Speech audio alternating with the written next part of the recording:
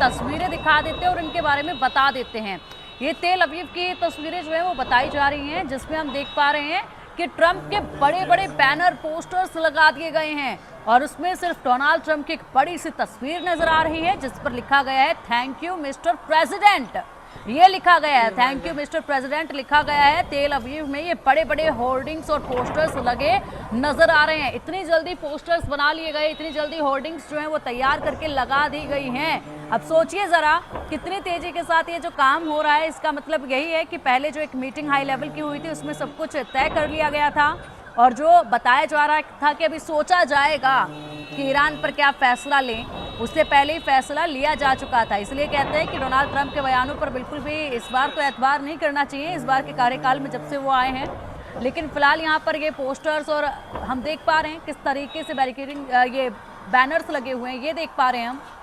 Thank you mister president लिखा हुआ है। त्यागी सर। इजराइल के हिसाब से काम ही ऐसा हुआ है। मैं मसलियत ये है कि कुछ भी हो जाए, दुनिया इधर से उधर हो जाए, अमेरिका इजराइल का साथ नहीं छोड़ सकता। अमेरिका ने ही 1948 में इजराइल को मिडिल ईस्ट में बसाया था। किस लिए? इसलिए कि मिडिल ईस्ट में ऑयल प्रोड्यूसिंग कंट्रीज के बीच में अमेरिका का प्रभाव कायम रहे।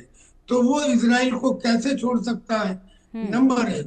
नंबर टू, खुद ही आपने बताया कि एक दो रोज पहले नेतन्याहू अचानक एक अर्जेंट विजिट पे अमेरिका गए थे। वहां उनके लोगों से बातचीत हुई और ये जो 2 हफ्ते का समय मांगा और शुरू में ही अटैक कर दिया, ये उनके सरप्राइज एलिमेंट का एक हिस्सा है। और इजराइल का ये कहना कि थैंक यू मिस्टर प्रेसिडेंट, ये जायज है, इसलिए कि इजराइल को जितना नुकसान ईरान ने इस बार अपनी लॉन्ग रेंज बैलिस्टिक मिसाइल और हाइपरसोनिक मिसाइल से किया है, इतना उनके लोगों ने कभी कल्पना भी नहीं की थी। और जो वो नुकसान है, वो नुकसान केवल सिविलियन पॉपुलेशन का नहीं है, बल्कि स्टॉक एक्सचेंज है, मोसाद हेडक्वार्टर है, ऑयल रिफाइनरीज है, हाइफा पोर्ट है, मेन सिटी है, जेरूसलम है, यानी कि करीब करीब पूरे इजराइल में। इजराइल एक छोटी सी कंट्री है जिसकी पॉपुलेशन ईरान के मुकाबले 1/10 है और एरिया तो मैं समझता हूँ 1/20 होगा। उसमें थोड़ा भी नुकसान ज्यादा दिखाई देता है, मैग्निफाइड हो जाता है। तो ये इसराइल की हालत है। लेकिन अब जैसे आपने पूछा था कि 24 घंटे बाद क्या होगा, तो 24 घंटे में रशिया ने तो चूंकि एक डायलॉग एस्टेब्लिश कर लिया, इक्वेशन एस्टेब्लिश कर ली कि ईरान में जिस न्यूक्लियर फैसिलिटी में मेरे 200 न्यूक्लियर साइंटिस्ट काम कर रहे हैं उस पर अटैक ना करें। अमेरिका ने कहा ठीक है, यानी कि डायलॉग एस्टेब्लिश हो गया, यानी रशिया इंटरवीन नहीं करेगा। चाहे कहने के लिए उसने कह दिया हो कि अगर अमेरिका ने इंटरवीन किया तो एटॉमिक सीन बन जाएगा, but that is only for saying. Now coming to China. China जो है ये एक बनिया देश है।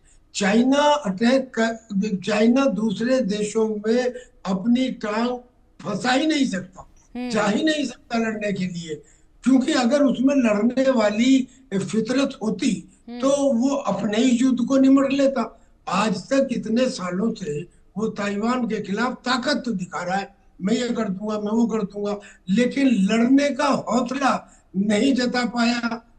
सोचता हूँ, इरादे बांधता हूँ, तोड़ देता हूँ, कहीं ऐसा ना हो जाए, कहीं वैसा ना हो जाए, कहीं ऑस्ट्रेलिया और जापान ना आ जाए, कहीं अमेरिका ना आ जाए, कहीं साउथ कोरिया ना आ जाए। यानी कि इस किस्म के देश को इंटरवीन करने का सवाल ही नहीं उठता। हाँ, दिखाने के लिए जो वो काम हमेशा करता है वो उसने अब भी कर दिया।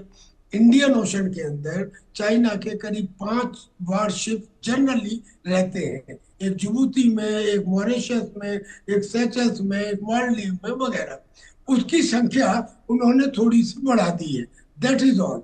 तो चाइना केवल इतना ही कर पाएगा। और एक बात सबसे बड़ी इंपॉर्टेंट, चाइना के पास जो ईरान है, ईरान का करीब करीब पूरा तेल डिस्काउंटेड प्राइस के ऊपर और शैडो कंटेनर्स के द्वारा जाता है चाइना को।